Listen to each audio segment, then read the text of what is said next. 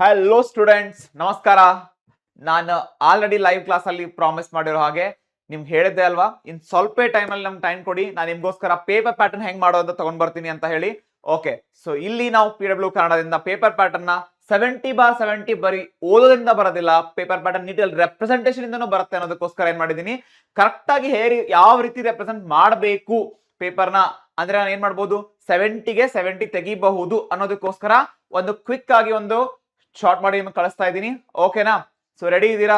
Okay, so let's see this one. Okay, so ಹಾಗಿದ್ರೆ second PUC ಅಲ್ಲಿ how to represent your paper to get 70/70 fixed short. ಓಕೆನಾ? Ready ಇದ್ದೀರಾ? Okay, start ಮಾಡೋಣ ಹಾಗಿದ್ರೆ. Okay, so ನೋಡಿ, ಒಂದು ಪೇಪರ್ ತಗೊಂಡಿದ್ದೀನಿ ನಾನು ಇಲ್ಲಿ. ಹೌದಾ? ಇಲ್ಲೊಂದು ಪೇಪರ್ ತಗೊಂಡಿದ್ದೀನಿ. ಇದರಲ್ಲಿ ಓಕೆ ಫಿಸಿಕ್ಸ್ ಪೇಪರೇ ತಗೊಂಡ್ ಬಂದಿದ್ದೀನಿ. ಓಕೆನಾ? ಫಿಸಿಕ್ಸ್ ಪೇಪರೇ ಇದೆ. ಹೌದಾ? ಸೊ ನೋಡ್ತಾ ಹೋಗೋಣ ಆಗಿದ್ರೆ ಇದರಲ್ಲಿ ಯಾವ ರೀತಿ ಅವರು ಮಾಡಿದ್ದಾರೆ ಅಂತ ಹೇಳಿ. ಓಕೆನಾ? ನೆಕ್ಸ್ಟ್ ಓಕೆ, ನೋಡಿ, ಫಸ್ಟ್ ಯಾವಾಗಲೂ ನೀವು ಪೇಪರ್ ಅಟೆಂಪ್ಟ್ ಮಾಡ್ಬೇಕಾದ್ರೆ ನಂದೊಂದು ಸಜೆಷನ್ ಇದೆ, ಕೇಳಿ. ಪೇಪರ್ ಅಟೆಂಪ್ಟ್ ಮಾಡ್ಬೇಕಾದ್ರೆ ಪ್ಯಾಟರ್ನ್ ವೈಸ್ ಅಟೆಂಡ್ ಮಾಡೋದಕ್ಕೆ ಪ್ರಯತ್ನ ಪಡಿ. ಇನ್ನು MCQs ಬರೋದಿಲ್ಲಪ್ಪ, MCQs ಬರೋದಿಲ್ಲ ಅಂದ್ರೆ ಇಲ್ಲಿ ಕ್ವೆಶ್ಚನ್ ನಂಬರ್ಸ್ ಹಾಕ್ಬಿಡಿ, 1 2 3 4 ಅಂತ ಹೇಳಿ ಆ ಕ್ವೆಶ್ಚನ್ ನಂಬರ್ನ ಹಾಕ್ಬಿಡ್ಬೇಕು. Okay fine.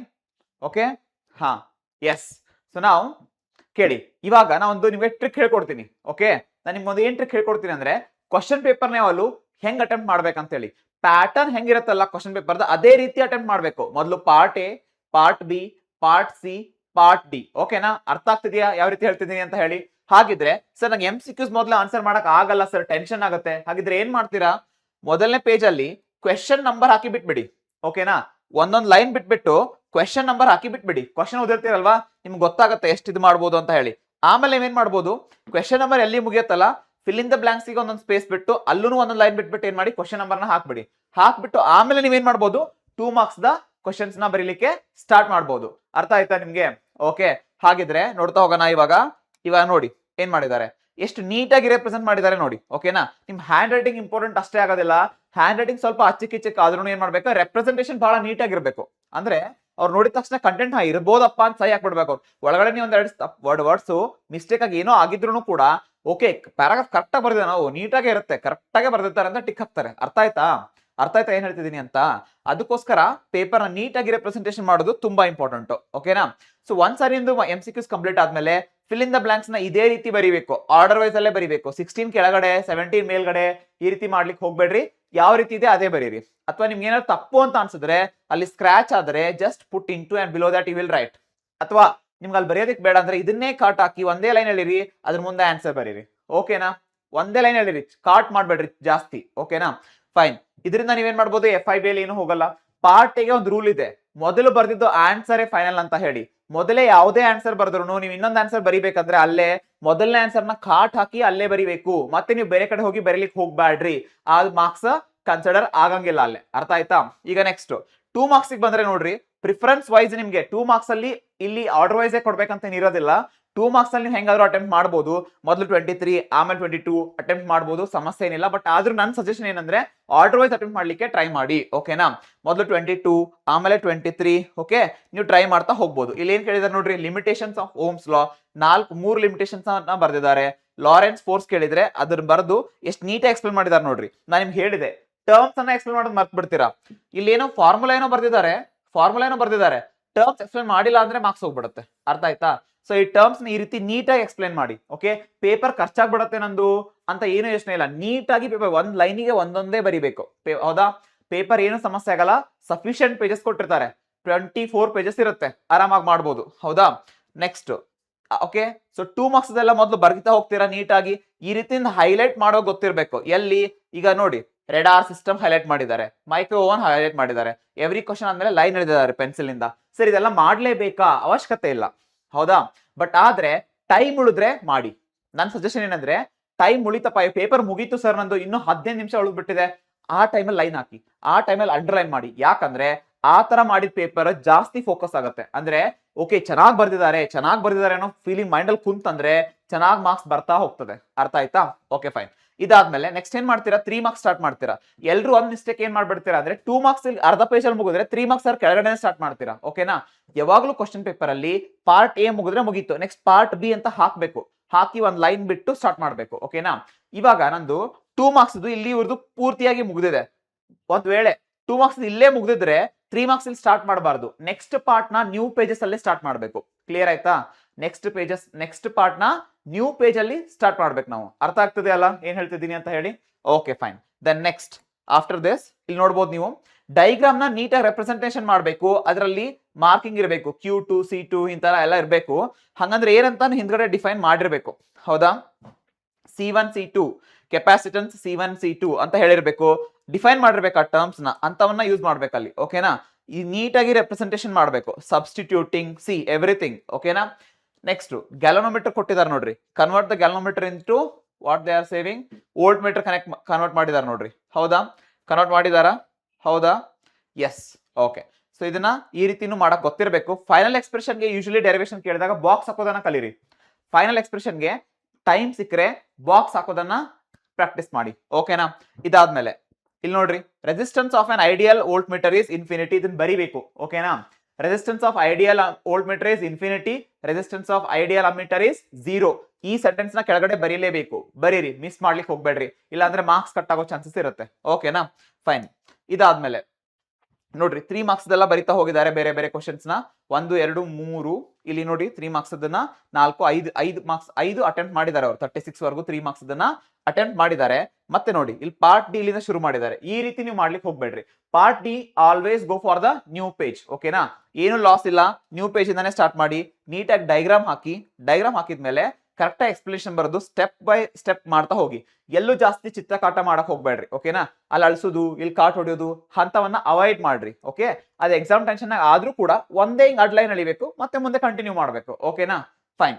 ಇವಾಗ ಅದಾದ್ಮೇಲೆ ನೋಡಿ 5 ಮಾರ್ಕ್ಸ್ ಡೆರಿವೇಶನ್ಸ್ ಎಷ್ಟು ನೀಟಾಗಿ ಮಾಡಿದ್ದಾರೆ. ಓಕೆ? ನೀಟಾಗಿ ಮಾಡಿದಾರೆ ತಾನೆ? ಓಕೆ? ನೆಕ್ಸ್ಟ್ ಇಲ್ಲಿ ಸ್ಟಾರ್ಟ್ ಮಾಡಬಹುದು, ನೋ ಇಶ್ಯೂಸ್. ಓಕೆ?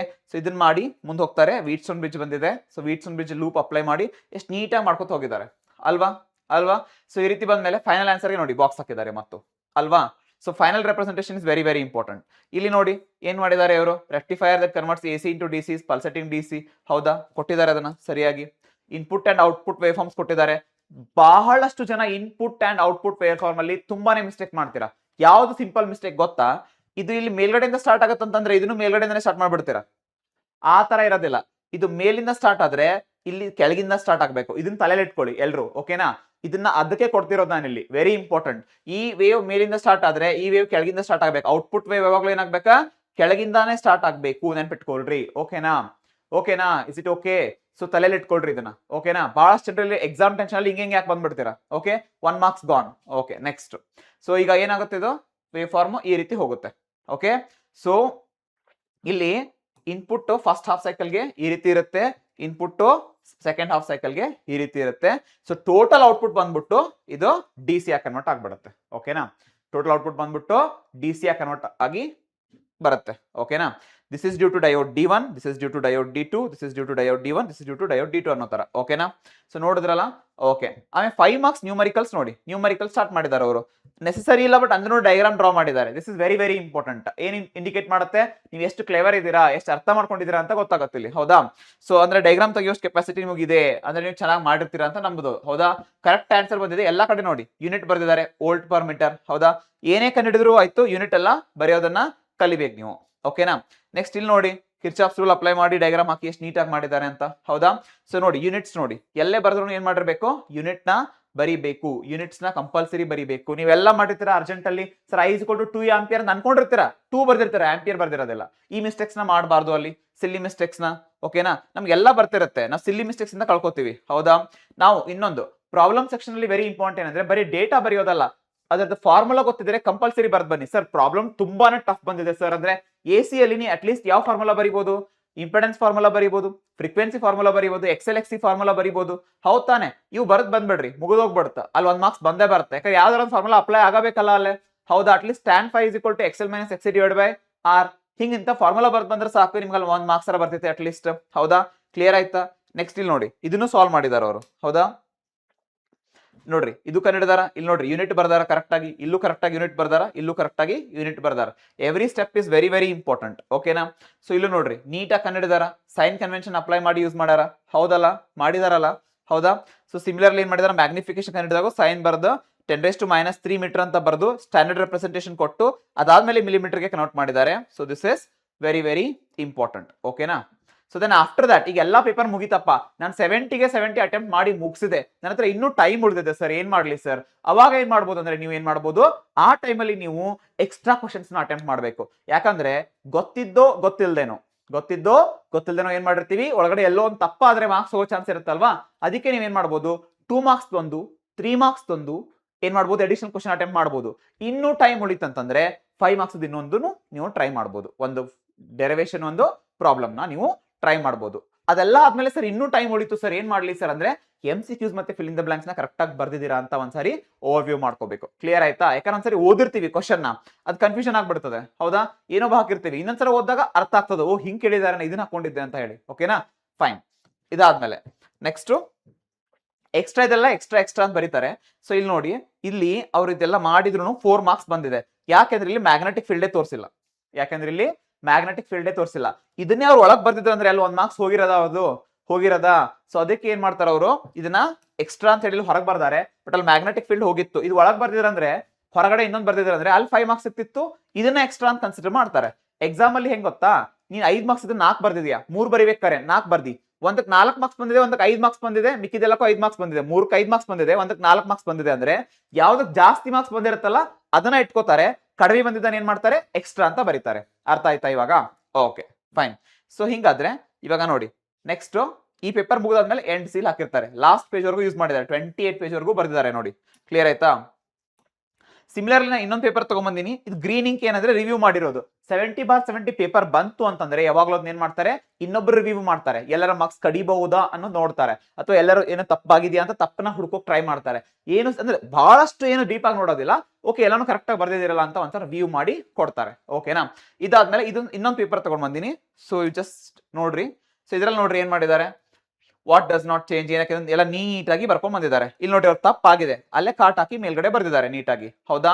ಸೊ ಇಲ್ಲಿ ಹೊರಗಡೆ ತಪ್ಪಾಗಿದೆ ಅಂತ ಒಳಗಡೆ ಬರ್ದಿದ್ದಾರೆ. ಕ್ವೆಶನ್ ನಂಬರ್ ನ ಹೊರಗೆ ಹಾಕಿ, ಸಬ್ ಕ್ವಶನ್ಸ್ ನ ಮಾರ್ಜಿನ್ ಒಳಗಡೆ ಹಾಕಿ. ವೆರಿ ಇಂಪಾರ್ಟೆಂಟ್ ಅಂದ್ರೆ ಕ್ವೆಶನ್ ನಂಬರ್ ನ ಹೊರಗೆ ಹಾಕೋದು. ಓಕೆನಾ?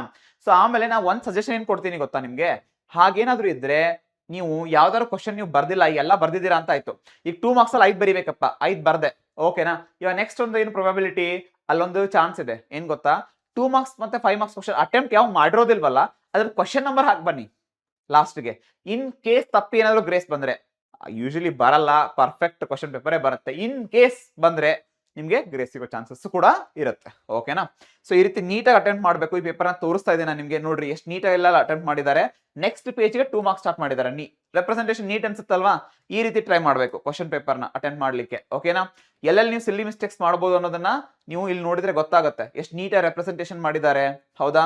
ಡೈಗ್ರಾಮ್ ಎಷ್ಟು ನೀಟಾಗಿ ಹಾಕಿದ್ದಾರೆ, ಡೈರೆಕ್ಷನ್ ತೋರಿಸೋದಾಗ್ಲಿ, ನೋಡ್ರಿ ಇದು BVL ಡೈರಿವೇಶನ್ ಮಾಡಿದ್ದಾರೆ ನೋಡ್ರಿ ಇಲ್ಲಿ. ಹೌದಾ ಮಾಡಿದಾರಾ? ಇದು ಎಕ್ಸ್ಟ್ರಾ ಅಂತ ಬರ್ದಿದಾರಾ? ಹೌದಾ? ಇಲ್ಲಿ ನೋಡ್ರಿ, ಇಲ್ಲೇನೋ ತಪ್ಪಾಗಿದೆ ಅವ್ರದ್ದು, -dx/dt ಏನೋ ತಗೊಂಡಿದ್ದಾರೆ. ಹೌದಾ? 2 ಮಾರ್ಕ್ಸ್ ಬಂದಿರೋದು, ಅಲ್ಲಿ 2 ಮಾರ್ಕ್ಸ್ ಬಂದಿರೋದೆ, ಪುಣ್ಯ ಅವ್ರದ್ದು ಎಕ್ಸ್ಟ್ರಾ ಇರೋದ್ರಿಂದ ಎಕ್ಸ್ಟ್ರಾ ಅಂತ ಕನ್ಸಿಡರ್ ಆಗಿದೆ, ಎಕ್ಸ್ಟ್ರಾ ಬರ್ದಿದ್ರಿಂದ. ಹೌದಾ? ಸೊ ಕರೆಕ್ಟ್ ಆಗಿ ತಗೊಳಕ್ಕೆ ಗೊತ್ತಾಗಿಲ್ಲ ಅವ್ರಿಗೆ. ಹೌದೋ ಇಲ್ಲೋ? ಹೌದಲ್ವಾ? ವೇರ್ ಅಂತ ಬರ್ದಿದ್ದಾರೆ. ಇದಕ್ಕೆ ರೀಸನ್ ಏನು, ಹಿಂಗ್ ಬರೆದ್ರೆ ಅರ್ಥ ಏನು ಅಂತ ಕೇಳಿದಾರೆ ಅವರು. ಇದನ್ನ ಬರೀತೀರಾ, ಯಾಕಂದ್ರೆ ಎಕ್ಸ್ ಇಸ್ ವೇರಿಯೇಬಲ್ ಅಂತ ಎಲ್ಲೂ ಹೇಳೇ ಇಲ್ಲ ಅವರು, ಎಕ್ಸ್ ಚೇಂಜ್ ಆಗ್ತಾ ಹೋಗುತ್ತೆ ಅಂತ ಹೇಳಿಲ್ಲ ಅವರು. ಓಕೆ, ಇಂಥ ಸಣ್ಣ ಸಣ್ಣ ಪಾಯಿಂಟ್ಸ್ ನ ಏನ್ ಮಾಡ್ತಾರೆ, ಹೈಲೈಟ್ ಮಾಡ್ತಾರೆ. ಓಕೆನಾ? ಯಾಕಂದ್ರೆ ಪೂರ್ತಿ ಪೇಪರ್ ನ ಓದೇನೆ ಚೆಕ್ ಮಾಡೋದು, ಸುಮ್ನೆ ಕಣ್ ಮುಚ್ಕೊಂಡು ಮಾರ್ಕ್ಸ್ ಅಂತೂ ಯಾರು ಕೊಡೋದಿಲ್ಲ ಇಲ್ಲಿ. ಓಕೆನಾ? ಸೊ 5 ಮಾರ್ಕ್ಸ್ ಅದೆಲ್ಲ ಇಷ್ಟು ನೀಟಾಗಿ ರೆಪ್ರೆಸೆಂಟ್ ಮಾಡಿದ್ದಾರೆ ನೋಡಿ. ಇಲ್ಲಿ ನೋಡಿ, ಇವ್ರು ಮ್ಯಾಗ್ನೆಟಿಕ್ ಫೀಲ್ಡ್ ತೋರಿಸಿದ್ದಾರೆ. ಈ ರೀತಿ ಮ್ಯಾಗ್ನೆಟಿಕ್ ಫೀಲ್ಡ್ ಕೂಡ ತೋರಿಸಿರ್ಬೇಕು, ಅದನ್ನ ತೋರಿಸಿಲ್ಲ ಅಂದ್ರೂ 1 ಮಾರ್ಕ್ಸ್ ಕಟ್ ಮಾಡ್ತಾರೆ. ಓಕೆನಾ? ಸೊ ಇದು ನೋಡ್ರಿ, ಡಯೋಡ್ದು input and output wave forms. ಓಕೆನಾ? ಕಾಣ್ತಿದ್ಯಾ ನಿಮ್ಗೆ? ಹೌದಾ? Yes, very good. Okay, then ಇಲ್ಲಿ ನೋಡಿ, ಎಸ್. ಸೊ ಇಲ್ಲಿ ನೋಡ್ತಿದ್ದೀರಲ್ಲ, ಸೊ ಇಲ್ಲಿ ನೋಡಿ, ಇದು ಪ್ರಾಬ್ಲಮ್ ತಪ್ಪಾಗಿದೆ, 2 ಮಾರ್ಕ್ಸ್ ಬಂದಿದೆ ಅವ್ರಿಗೆ ಇಲ್ಲಿ. ಬಟ್ ಆದ್ರೆ ನೋಡಿ, ಮುಂದಿನ ಪ್ರಾಬ್ಲಮ್ ನೋಡಿ, 43 ಅಲ್ಲಿ ಅವ್ರಿಗೆ ಎಷ್ಟು ಬಂದಿದೆ, 43 ಅಲ್ಲಿ ಫುಲ್ 5 ಮಾರ್ಕ್ಸ್ ಬಂದಿದೆ, ಅದು ಎಕ್ಸ್ಟ್ರಾ ಅಂತ ಕನ್ಸಿಡರ್ ಆಗಿದೆ. 44 ಅಲ್ಲಿ ಕೂಡ ಕರೆಕ್ಟ್ ಆಗಿ ಮಾಡಿದ್ದಾರೆ, ವಿತ್ ಯೂನಿಟ್ಸ್ ಬಂದಿದ್ದಾರೆ, 5 ಮಾರ್ಕ್ಸ್ ಅಲ್ಲಿ ಬಂದಿದೆ. ಇಲ್ಲೂ ಕೂಡ ಎಲ್ಲ ಕರೆಕ್ಟ್ ಆಗಿ ಮಾಡ್ಕೊಂಡ್ ಬಂದಿದ್ದಾರೆ. ಸೊ 5 ಮಾರ್ಕ್ಸ್ ಅವ್ರಿಗೆ ಇಲ್ಲೂ ಕೂಡ ಬಂದಿದೆ. ಅದಾದ್ಮೇಲೆ ಏನ್ ಮಾಡಿದ್ದಾರೆ ನೋಡಿ, ಅಡಿಷನಲ್ ಕ್ವಶನ್ಸ್ ನ ಮತ್ತೆ ಅಟೆಂಪ್ಟ್ ಮಾಡಿದ್ದಾರೆ. ಆದ್ರೆ 1 ಮಾರ್ಕ್ಸ್ ಹೋಗಿ 4 ಮಾರ್ಕ್ಸ್ ಅಷ್ಟೇ ಬಂದಿದೆ. ಆದ್ರೂ ಟ್ರೈ ಮಾಡಿದ್ದಾರೆ ಅವರು. ಸೊ ಅಡಿಷನಲ್ ಕ್ವಶನ್ಸ್ ನ ಟೈಮ್ ಮುಗಿತ್ತು, ಎಕ್ಸಾಮ್ ಮುಗಿತ್ತು ಅಂತ ತಕ್ಷಣ ಕುತ್ಕೋಬೇಡಿ. ಸೊ ಟೈಮ್ ಇದ್ರೆ ಅಡಿಷನಲ್ ಕ್ವಶನ್ಸ್ ನ ದಯವಿಟ್ಟು ಅಟೆಂಪ್ಟ್ ಮಾಡಿ. ನಿಮ್ಗೆ ಎಷ್ಟೇ ಗೊತ್ತಿರಲಿ, ಅಟೆಂಪ್ಟ್ ಮಾಡೋದು ವೆರಿ ವೆರಿ ಇಂಪಾರ್ಟೆಂಟ್. ಓಕೆನಾ? ಇದಾದ್ಮೇಲೆ ನೆಕ್ಸ್ಟ್ ಈ ಪಾರ್ಟ್ ಅಲ್ಲಿ ನೋಡಿ, ಇಲ್ಲಿ ರೇ ಎಲ್ಲ ಹಾಕ್ತಿರಲ್ಲ, ಇಲ್ಲಿ ಆರೋ ಮಾರ್ಕ್ ತೋರಿಸೋದು ಬಹಳ ಇಂಪಾರ್ಟೆಂಟ್. ಆರೋ ಮಾರ್ಕ್ ತೋರಿಸಿಲ್ಲ ಅಂದ್ರೆ ಆ ಡೈಗ್ರಾಮ್ ಮೀನಿಂಗ್ ಇರೋದಿಲ್ಲ. So the diagram carries 0 marks. ಅರ್ಥ ಆಯ್ತಲ್ಲ? Okay fine. So arrow mark ಹಾಕೋದನ್ನ ಮರೆಯಕ್ ಹೋಗ್ಬೇಡ್ರಿ. ಓಕೆ, ಮತ್ತೆ ಇಲ್ಲಿ ಏನಿರ್ತದಲ್ಲ, ಇಲ್ಲಿ ಬರೆಯುವಾಗ ಆತು ಏನಾಯ್ತು, ಎವ್ರಿ ಸಿಂಬಲ್ ನ ರೆಪ್ರೆಸೆಂಟ್ ಮಾಡಿದಾಗ ಅದ್ರ ಬಗ್ಗೆ ಹೇಳ್ಬೇಕು. ಕಂಪಲ್ಸರಿ ಆಗಿ ಎಂಡ್ ಸೀಲ್ ಹಾಕೋಬೇಕು. ನೀವೀಗ 27ನೇ ಪೇಜಿಗೆ ಮುಗಿಸಿರಿ ಅಂತಂದ್ರೆ 27ನೇ ಪೇಜಲ್ಲಿ ಏನೋ ಬರ್ದಿರಿ ಅಂದ್ರೆ ಎಂಡ್ ಸೀಲ್ ಕಂಪಲ್ಸರಿ ನೆಕ್ಸ್ಟ್ ಪೇಜಿಗೆ ಹಾಕ್ಬೇಕು. 28ನೇ ಪೇಜ್ಗೆ ಎಂಡ್ ಸೀಲ್ ಹಾಕ್ಬೇಕು. ಓಕೆನಾ. ಆಮೇಲೆ ನಂಬರ್ ಆಫ್ ಯೂಸ್ಡ್ ಪೇಜಸ್ ನ ಮೇಲ್ಗಡೆ ಬರೆಯೋದಿರ್ತದೆ. ಸೊ ಅಲ್ಲಿ ಏನ್ ಮಾಡ್ಬೇಕು, ನಂಬರ್ ಆಫ್ ಯೂಸ್ಡ್ ಪೇಜಸ್ ಬರೆಯೋದು ನಾನು ನಿಮ್ಗೆ ತೋರಿಸ್ತೀನಿ. ಆ ಪೇಜ್ ನ ಫಸ್ಟ್ ಪೇಜ್ ನ. ಓಕೆ, ಸೊ ಎಸ್, ಇಲ್ಲಿ ಏನಾಗುತ್ತೆ ನೋಡಿ, ನೀವು ಗ್ರಾಫ್ ಶೀಟ್ ಏನಾದ್ರು ಉಪಯೋಗಿಸಿದ್ರೆ ಅದ್ರ ನಂಬರ್ ಬರಿಬೇಕು. ಗ್ರಾಫ್ ಶೀಟ್ ಅಂತೂ ನಾವು ಫಿಸಿಕ್ಸ್ ಅಲ್ಲಿ ಯೂಸ್ ಮಾಡಲ್ಲ, ಹೈಫನ್ ಇಡ್ತೀರಾ. ನೀವು ಎಷ್ಟು ಪೇಜ್ ಯೂಸ್ ಮಾಡಿದ್ದೀರಾ ಅನ್ನೋದನ್ನ ಹೆಂಗ್ ಬರಿಬೇಕಂದ್ರೆ, ಪೇಜ್ ನಂಬರ್ ಇರುತ್ತಲ್ಲ ಅದನ್ನೇ ಬರ್ಬೇಡಿ. ನೀವು ಸಪರೇಟ್ ಆಗಿ ಮ್ಯಾನ್ಯುಯಲಿ ಕೌಂಟ್ ಮಾಡ್ಲಿಕ್ಕೆ ಹೋಗ್ಬೇಡಿ. ಏನ್ ಪೇಜ್ ನಂಬರ್ ಇದೆ ಅದೇ ಬರ್ದ್ಬಿಡೋದು. ಪೇಜ್ ನಂಬರ್ 23 ಮಟ್ಟ ಯೂಸ್ ಮಾಡಿದ್ರೆ 23 ಅಂತ ಬರೆಯೋದು. ನೀವು ಎಕ್ಸ್ಟ್ರಾ ಸಪ್ಲಿಮೆಂಟ್ ತಗೊಂಡಿದ್ರೆ ನಿಮಗೆ ಸಪ್ಲಿಮೆಂಟ್ ಇವಾಗ ಏನ್ ಕೊಡಂಗಿಲ್ಲ, ಒಂದೇ ಹಾಳೆ ಕೊಡಂಗಿಲ್ಲ ಇವಾಗ. ಹೌದಾ, ಏನ್ ಕೊಡ್ತಾರೆ ಸಪ್ಲಿಮೆಂಟ್ ಬದಲಾಗಿ, ಅದ್ರ ಬದಲು ಏನ್ ಕೊಡ್ತಾರೆ ನಿಮಗೆ, ಸಪ್ಲಿಮೆಂಟ್ ಬದಲಿಗೆ ಏನ್ ಕೊಡ್ತಾರೆ, ಒಂದು ಬುಕ್ಲೆಟ್ ಕೊಟ್ಬಿಡ್ತಾರೆ. ಸೊ ಅದರಲ್ಲಿ ನೀವು ಎಷ್ಟು ಪೇಜಸ್ ಯೂಸ್ ಮಾಡಿದ್ರೆ ಅಂತ ಇಲ್ಲಿ ಬರೀಬೇಕು. ಅದರಲ್ಲಿ 2 ಪೇಜಸ್ ಯೂಸ್ ಮಾಡಿದ್ರೆ 2 ಅಂತ ಬರೀಬೇಕು. ಸೊ ಟೋಟಲ್ 25 ಅಂತ ಇಲ್ಲಿ ಬರೀಬೇಕು. ಅರ್ಥ ಆಯ್ತಾ? ಅರ್ಥ ಆಯ್ತಾ ಎಲ್ರಿಗೂ? ಈ ರೀತಿ ನೀವು ಪೇಪರ್ ಪ್ಯಾಟರ್ನ್ ಅಟೆಂಪ್ಟ್ ಮಾಡಿದ್ರೆ ಏನಾಗುತ್ತೆ, ಸೊ ಎಲ್ಲೂ ನಿಮ್ ಮಾರ್ಕ್ಸ್ ಏನಾಗೋದಿಲ್ಲ, ಹೋಗೋದಿಲ್ಲ. ಸಾಧ್ಯವಾದಷ್ಟು ಎಡಿಷನಲ್ ಕ್ವಶನ್ಸ್ ಬರೆಯೋದಕ್ಕೆ ಟ್ರೈ ಮಾಡಿ. ಟೈಮ್ ಮ್ಯಾನೇಜ್ಮೆಂಟ್ ಮಾಡ್ಕೊಳ್ಳಿ. MCQsಗೆ ಒಂದು ವೆರಿ ಇಂಪಾರ್ಟೆಂಟ್ ಥಿಂಗ್ ಹೇಳ್ತೀನಿ, ಅರ್ಥ ಮಾಡ್ಕೊಳ್ಳಿ. ಯಾವತ್ತು ನಿಮ್ ಕೈಯಲ್ಲಿ ಪೇಪರ್ ಬಂದ್ರೆ 15 ನಿಮಿಷ ಓದೋಕ್ ಟೈಮ್ ಇರುತ್ತೆ. ಎಷ್ಟಿರುತ್ತೆ? 15 ನಿಮಿಷ ಓದೋಕ್ ಟೈಮ್ ಇರುತ್ತೆ. ಆ ಟೈಮ್ ಅಲ್ಲಿ ದಯವಿಟ್ಟು MCQs ನ ನೋಡ್ಬೇಡಿ. ಅರ್ಥ ಆಯ್ತಾ? MCQ ಸ್ಟಾರ್ಟಿಂಗ್ ನೋಡ್ಬಿಟ್ರೆ ಫುಲ್ ಟೆನ್ಷನ್ ಆಗ್ಬಿಡ್ತಾರೆ, ಅಯ್ಯೋ ನಂಗೆ ಏನು ಬರೋದನೇ ಇಲ್ಲ MCQs ಅಂತ ಹೇಳಿ. ನನ್ನ ಬೆಸ್ಟ್ ಸಜೆಷನ್ ಏನಂದ್ರೆ, just go for 2 mark, 3 mark, 5 mark ಇಷ್ಟೇ ಓದಿ. 15 ನಿಮಿಷದಲ್ಲಿ ಅದನ್ನೇ ನೀಟಾಗಿ ಓದಿ, ಏನ್ ಕೇಳಿದಾರ ಅಂತ ಹೇಳಿ. ಆನ್ಸರ್ ರಿಕಾಲ್ ಮಾಡ್ಕೊಳ್ಳಿ. ಪೇಪರ್ ಬಂದ ತಕ್ಷಣ ಎಲ್ಲ ಡೇಟಾ ನೀಟಾಗಿ ಫಿಲ್ ಮಾಡಿ 10-15ಕ್ಕೆ ನೀವು ಎಕ್ಸಾಮ್ ಸ್ಟಾರ್ಟ್ ಮಾಡಿದ್ರೆ 2 ಮಾರ್ಕ್ ಅದು ಎಲ್ಲ ಹೇಳಿದಲ್ಲ, ಫಸ್ಟ್ ಪೇಜ್ ಅಲ್ಲಿ ನಂಬರ್ಸ್ ಹಾಕೊಂತ ಹೋಗಿ 1 2 3 4 ಅಪ್ ಟು 20 ಅದು ಹಾಕ್ಬಿಟ್ಬೇಡಿ. ಅದಾದ್ಮೇಲೆ ಏನ್ ಮಾಡ್ಬೇಕು, 2 ಮಾರ್ಕ್ ಬರೀರಿ, 3 ಮಾರ್ಕ್ ಬರೀರಿ, 5 ಮಾರ್ಕ್ ಡೆರಿವೇಶನ್ಸ್ ಬರೀರಿ. ಓಕೆನಾ. ಆಮೇಲೆ ನ್ಯೂಮರಿಕಲ್ಸ್ ಮಾಡ್ರಿ. ಲಾಸ್ಟ್ಗೆ ಏನಿರುತ್ತಲ್ಲ MCQs ನ ಬಂದ್ಬಿಟ್ಟು ನೀಟಾಗಿ ಕುತ್ಕೊಂಡು ಓದಿ ಆನ್ಸರ್ ಮಾಡಿ. ಓಕೆನಾ.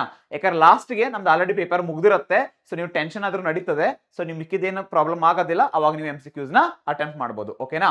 So this is for 70/70 guys. So this is the pattern. ಓಕೆನಾ. ಈ ರೀತಿ ನೀವು ಪ್ಯಾಟರ್ನ್ ನ ಫಾಲೋ ಅಪ್ ಮಾಡಿದ್ರೆ ಡೆಫಿನೆಟ್ ಆಗಿ ನಿಮ್ಗೆ ಏನಾಗುತ್ತೆ, ಚೆನ್ನಾಗಿ ಅಲ್ಲಿ 70/70 ಮಾರ್ಕ್ಸ್ ಬರುತ್ತೆ. ಕ್ಲಿಯರ್ ಆಯ್ತಾ? ಈ 70/70 ಮಾರ್ಕ್ಸ್ ತೊಗೊಳಕ್ ರೆಡಿ ಇದ್ದೀರಾ? Okay, sure shot 70/70. So if you do this much you will definitely get 70/70 guys. Content ready ಇರುತ್ತೆ, ರೆಪ್ರೆಸೆಂಟೇಷನ್ ರೆಡಿ ಇದೆ, ಚೆನ್ನಾಗಿ ಓದಿದೀವಿ ಅಂದ್ರೆ ಉಳಿದಿರೋದೇನು, ನಾಳೆ ಹೋಗಿ ಎಕ್ಸಾಮ್ ಅಲ್ಲಿ ಚಿಂದಿ ಚಿತ್ರಾನ್ನ, ಬೂಂದಿ, ಮೊಸರನ್ನ. Thank you.